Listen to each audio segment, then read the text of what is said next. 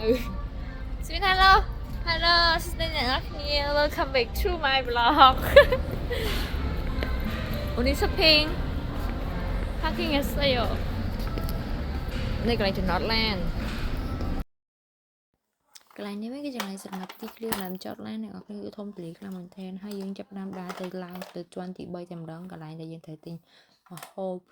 គ្រឿងផ្លែឈើឬអីចឹងអ្នកនរគ្នាជាន់ទី3ចឹងទៅដល់គឺមានផ្លែឈើច្រើនមុខខ្លាំងមែនទែនមានចម្រុះមកមានផ្លែឈើច្រើនខ្លាំងមែនទែនមានគ្រប់សឹងគ្រប់មុខផ្លែឈើមានហ្មងហើយថ្ងៃហ្នឹងខ្ញុំទិញបាន cherry ពួកអី cherry ថ្ងៃហ្នឹងល្អខ្លាំងមែនទែនអ្នកនរគ្នា cherry ខ្ញុំទិញផ្លែ cherry បាន2ប្រអប់ដែរហើយយើងដើរទៅមុខទៀតហើយយើងនេះកន្លែងបន្លែអញ្ចឹងណាហើយកន្លែងនេះយើងចង់បន្លែអីអញ្ចឹងទៅយើងមើលទៅមានបន្លែច្រើនមុខខ្លាំងមែនតើហ្មងហើយផ្សិតវិញមានគ្រប់ប្រភេទផ្សិតហ្មងហើយកន្លែងនេះខ្ញុំទិញយកនំដែរនំនេះឆ្ងាញ់ណាស់អ្នកទាំងអស់គ្នាហើយថ្ងៃនេះគឺមាន promotion ទៀតទិញឡើង3ហ្មងហើយខាងនេះវិញផ្នែកសាច់គោថ្ងៃនេះទិញមកសាច់គោមកដុំដែរសម្រាប់ប្រឡាក់ញ៉ាំអញ្ចឹងកន្លែងនេះមានកន្លែងមាន់បបងខ្ញុំចិត្តញ៉ាំមាន់បបងកន្លែងហ្នឹងហើយក៏យើងញ៉ាំជាមួយនំប៉័ងហើយខាងនេះក៏កាហ្វេក៏មាន promotion ដែរគេមួយថែមមួយអ្នកគ្នាកាហ្វេឆ្ងាញ់ណាស់គេមែន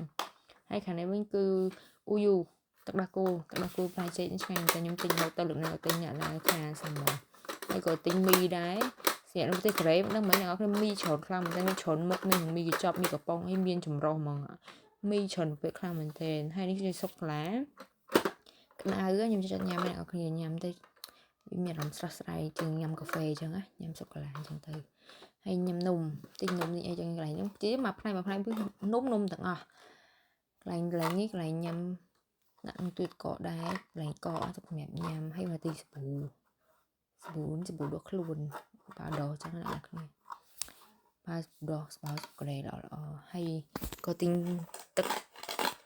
កូឡាដែរដើម្បីទឹកញ៉ាំមួយមាន់ដុតយើងមាន់ពងយើងអញ្ចឹងណាហើយនេះ snake អូថ្ងៃនេះទិញច្រើនខ្លាំងមែនទែនអ្នកនរគ្នាអ្នកនរគ្នាមើលដឹងហើយថាទិញប៉ុន្មានណាសរុបទាំងអស់ឡើង3កែច្រើនខ្លាំងហើយលើកថ្ងៃហ្នឹងទិញខុសពីធម្មតាមករដងតែមួយកែ2កែអស់ហើយយើងមុននឹងចេញទៅយើង scan សម្រាប់ scan អ្នកនរគ្នាអស់លុយthìយើងទិញអីវ៉ាន់ហ្នឹងហើយ scan ទៅដាក់លេខឡានអញ្ចឹងទៅគឺវាអូតូទៅហើយយើងមិនចាំអស់លុយក្នុងថ្លៃឈប់ឡានថ្លៃចតឡានហ្នឹងទេអ្នកនរគ្នាយើងនេះយើងតម្រង់ទៅអូឡានរបស់យើងហើយផ្ទះវិញហើយពួកយើងទិញអីវ៉ាន់ហើយទៅផ្ទះវិញអានេះឆ្លៀតថតបានចុងនឹងបន្តិចយើងដល់ឡានហើយយើងយកអីវ៉ាន់ដាក់ក្នុងឡានឥឡូវចាប់ដើមយកអីវ៉ាន់ដាក់ឡានហើយខ្ញុំគិតថាថ្ងៃហ្នឹងដាក់អីវ៉ាន់អស់ទេ3កេសហ្នឹង